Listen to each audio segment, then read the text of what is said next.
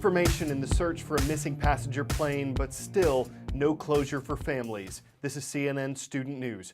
There's little hope and a lot of grief for the families of 239 people. That was the number on board Malaysia Airlines Flight 370, which disappeared early Saturday morning.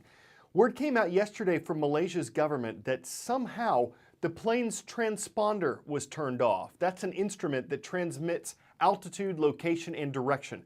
Malaysia's Air Force was still able to track the flight as it apparently turned and flew over the Strait of Malacca, hundreds of miles off course. Unfortunately, that's where the answers end. As of last night, there was still no sign of the plane.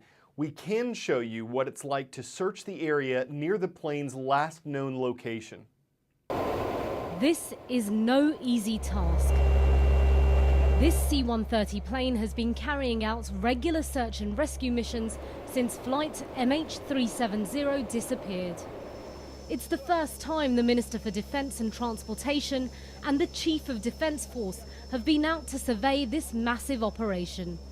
They invited CNN to join them. I have to put this life jacket on because we're now descending to just 500 feet above sea level. Flying low, the doors are opened for the search to begin. We flew past a number of ships, scouring the sea for the plane, those on board, or any clues at all to what happened. I just want to find the plane, at all costs. And as long as that we are still standing and as long as people are out there praying for us, we will continue to persevere. And this is something that I will not stop. This is what I promised the families.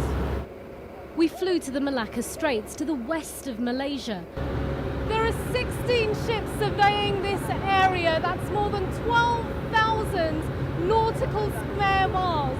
They're joined in the air by 14 aircraft. And that's just the area to the west of Malaysia. There are more than 30 aircraft and more than 40 ships in the entire operation. As we look out across this vast expanse of water, far into the horizon, holding his head in his hands, the minister tells me he's overwhelmed. When you're looking for something in this wide sea, it's a reality check. How to find even a huge aircraft like a 777. But we must never give up hope. What's next today? Their countries may be at odds politically, but cooperation is strong in the space program. After 5 months on the International Space Station, an American, a Russian, and a native of Crimea made it safely back to Earth together on Tuesday. There's no space shuttle program, so you might be wondering how they got here. Well, here we go. They got on board the Soyuz, a Russian space capsule, and rode it back toward Earth. The Soyuz has a shield that protects it from the heat of re-entering Earth's atmosphere.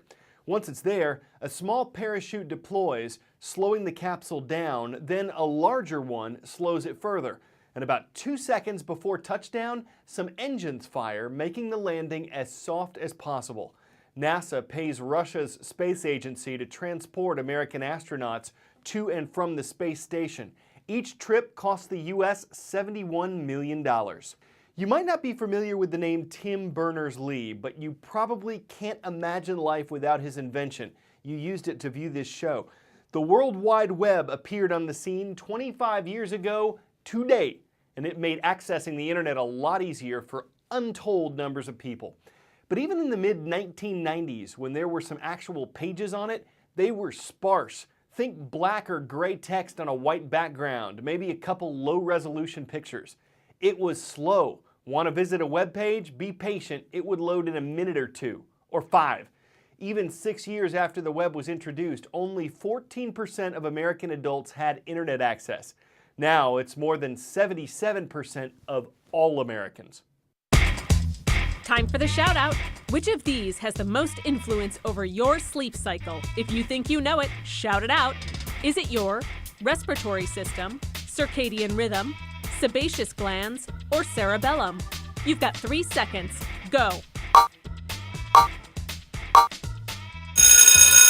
The circadian rhythm is your 24-hour cycle of human activity, which includes sleeping and waking. That's your answer, and that's your shout out. Of course, we all try to modify and master our circadian rhythm, but researchers say there's really not much we can do to change it. It's closely tied into the sun. When it's up, our bodies release hormones that make us more awake and alert. When it sets, hormones tell us it's time to start shutting down.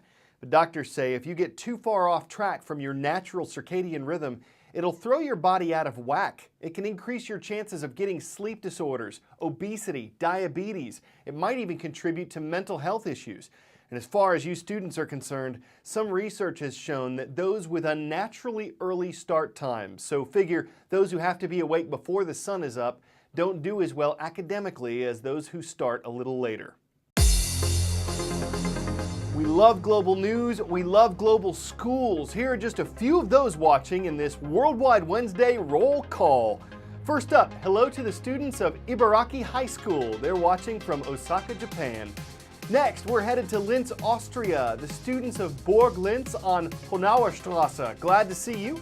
And in the nation of Tanzania, we have some viewers at Ikorongo Secondary School. Thank you for watching in Mara.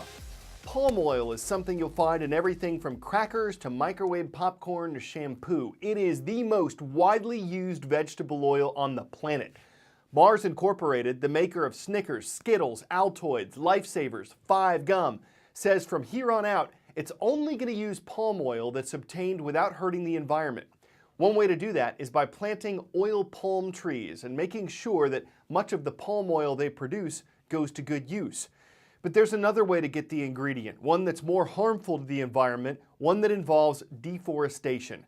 Why does that matter? Deforestation is the practice of cutting down forests for various different reasons, but it's fundamentally cutting down trees and leaving behind a vast open wasteland. Deforestation is most common in countries like Brazil, Indonesia, and Mexico, Papua New Guinea, and Russia. The main causes of deforestation can be classified into three categories. Basically, industrial uses, chopping down the forest to build factories or to build residential areas. The second one is agriculture, so cutting down forests in order to grow, for example, palm oil plantations. Agricultural deforestation can also be caused by non-food crops, for example, pulp and paper plantations. And the third cause is livestock. So in many places, for example, in Brazil, deforestation is caused by farmers clearing the land to create pasture land for cows. Deforestation can happen on a lot of different scales. It can be anything from illegal squatting, a dozen folks in a local village using small rudimentary chainsaws and cutting down the trees. And then, of course, on the other end of the spectrum is massive industrial scale deforestation, where they bring in lots of heavy machinery, very advanced technology, and they can go in and clear forests in a very short amount of time. Deforestation affects the environment in two main ways. Trees, of course, absorb carbon dioxide, and as human beings put more and more carbon dioxide into the atmosphere, the more trees we cut down, the more we hinder the ability of the planet to balance how much carbon is in the atmosphere. But another impact of chopping down forests is, of course, reducing the habitat for animals to live in. Every year, over 1,000 different species go extinct around the world. That is a conservative estimate, and a big chunk of that happens because of deforestation.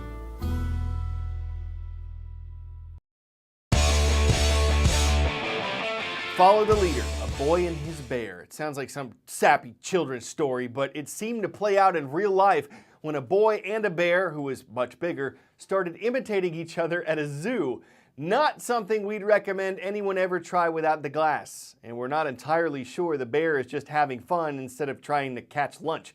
But it's not every day the two get to play and no one gets hurt. I just don't think anyone could bear to watch that. Even what we just saw is just barely bear-evable. They do seem to make a fine bear. No harm is brought to bear. There's no sign of beardom. But though it made for pawsome video, a clawsome encounter, the boy would have just been safer asking, "What's your sign?" We'll have more tomorrow if you can bear it.